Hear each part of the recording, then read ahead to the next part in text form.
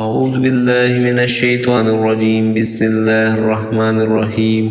عبداللہ بن عمر رضی اللہ تعالیٰ عنہ سے روایت ہے کہ رسول اللہ صلی اللہ علیہ وآلہ وسلم نے فرمایا، اسلام کی بنیاد 5 چیزوں پر قائم کی گئی ہے۔ اول، گواہی دینا کہ اللہ کے سوا کوئی معبود نہیں ہے اور بے شک محمد صلی اللہ علیہ وآلہ وسلم اللہ کے سچے رسول ہے، اور نماز قائم کرنا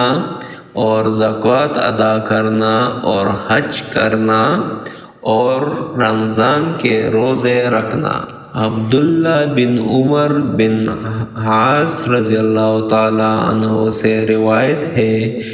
کہ وہ نبی کریم صلی اللہ علیہ وآلہ وسلم سے روایت کرتے ہیں کہ آپ صلی اللہ علیہ وآلہ وسلم نے فرمایا، مسلمان وہ ہے جس کی زبان اور ہاتھ سے مسلمان بچ رہے، اور مہاجر وہ ہے جو ان کاموں کو چھوڑ دے جن سے اللہ نے منع فرمایا ہے۔ انس رضی اللہ تعالیٰ عنہ سے روایت ہے کہ نبی کریم صلی اللہ علیہ وآلہ وسلم نے فرمایا، تم میں سے کوئی شخص ایماندار نہیں ہوگا جب تک اپنے بھائی کے لیے وہ نہ چاہے جو اپنے نفس کے لیے چاہتا ہے۔ ابو سعید خدری سے نقل کرتے ہیں کہ